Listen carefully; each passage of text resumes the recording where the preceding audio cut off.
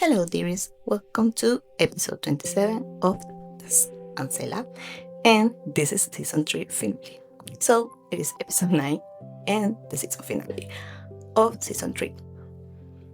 And it will be dedicated to Catching Fire by Suzanne Collins, book 2 in the Hunger Games trilogy. And yes, this season started with a Hunger Games book as well, Sunrise on the Reaping, Haymitch story, which makes me feel like we're coming full circle this time. Let us begin. Out of the whole trilogy, Catching Fire might actually be my favorite of the Hunger Games trilogy, because if it's the whole Hunger Games universe, it might be Sunrise on the Reaping. But Catching Fire. At the time, I read all 3 books in about 2 weeks, back to back. It was kind of a fast read for me, and they all kind of mix, but Catching Fire stand out. There were no dull parts. I didn't skim the pages, and this was years ago, of course, but I didn't have a great start with the Hunger Games. The first book was a bit strange for me due to Katniss' strange point of view. But after getting over that, I went to Catching Fire. It was full-on games and dystopian story. I'm a big fan of dystopian books, by the way, if you didn't know. And I enjoyed the whole universe that Suzanne Collins created. So for Catching Fire, it is the 75th Hunger Games, which makes it a quarter quell, just like Haymitch's story was. But this time, the quarter quell games were designed to make Katniss go back to the games. If you read the Hunger Games, or if you remember the movies, Katniss and Peeta won by tricking the game masters into a fake love story, at least fake from Katniss' point of view. And of course, President Snow didn't like that, and he decided to punish her when he didn't believe her that she was in love with Peeta, and mostly because, it was annoying that 2 District 12 won. So she was ripped once more, a District 12 girl, from the pool of existing victors, and since living existing victors, and Katniss was the only one living. The other one that had won was Lucy Gray, and that was ages ago, of course. So Katniss was once again thrown into the games, and we go into the arena, which is one of the most interesting settings in the whole series. It was a clock, and each side of it held a new challenge. But before all of that, we're in the train with Peeta and Katniss again, and we get glimpses of Haymitch's own games, which are woven into the book. And from that time onwards, I mean the readers, we wanted to know more about Haymitch. And you can see why we were so excited when Sunrise on the Reaping was out. And if you're among us readers, then you know exactly what I'm talking about. You start to understand Haymitch so much more, why he was the way he was, and how it transformed him.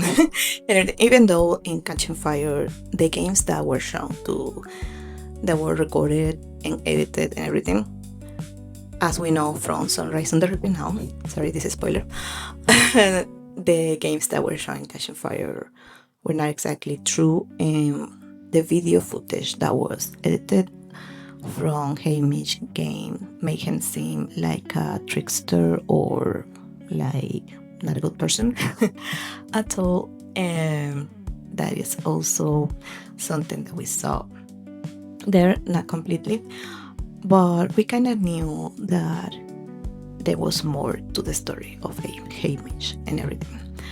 So we wanted to see those games, Hunger Games, the second quarter Quell. And that's what we got with on the review. Now, back to the 75th game. Sorry for the sidetrack there. That arena is where we properly meet Finnick, Odair, and Johanna Mason. Finnick was already intriguing. Sorry, can't speak. He was interested back in book 1, just from a distance. But here he finally gets room to be a full character, like you get to see him how he really is. And there was also Johanna, which is a character who we find interesting. I mean, she's sharp, and you can see how she was affected as well. She doesn't have a support system at all. She says as much that she hasn't gotten anyone because Snow took everyone away, all of her family. And between the two, Finnick and Johanna and Haymitch backstory, this book has so many side characters that did a lot of the heavy lifting for me, to be honest. It turned me into liking the book, to loving the story, and definitely made me believe that those other games that were from Finnick 1 or anyone else would make really good stories. And it would be interesting to see those. Even though there are no confirmed news about it right now, for June 2026, I would urge you not to believe everything you see in BookTok and BookTok, because there's no confirmed news about the next book. And there's no Dark Days or First Quarter Quell. Those are all rumors. Do not fall for it. And yes, what fans would like or anything, but the author and the publisher has not said anything official yet. Anywho, going back to Catching Fire, which I read ages ago, as I said. Kind of say something about the story. I like more the side characters around Katniss than Katniss. She isn't my favorite in this trilogy. I won't lie about that. She was kind of clueless, but in a way that was a bit annoying to me. She had both Peeta and Gail with her, and she liked them both, and they both like her, and that triangle that happened there, and how she was missing all of that, it annoyed me. I compare her to Bella Swan from Twilight back in the day, since they both had that whole people want me, I don't know why thing going on, and that was not relatable to me entirely. But some people love Bella and Katniss, and that's fine. I'm more easy Lightwood or Claire Fragile kind of girl, because I love Shadowhunters more, and I think those characters have more substance than these girls from these other books. I'm talking about the characters, not the stories. I love the stories in any case.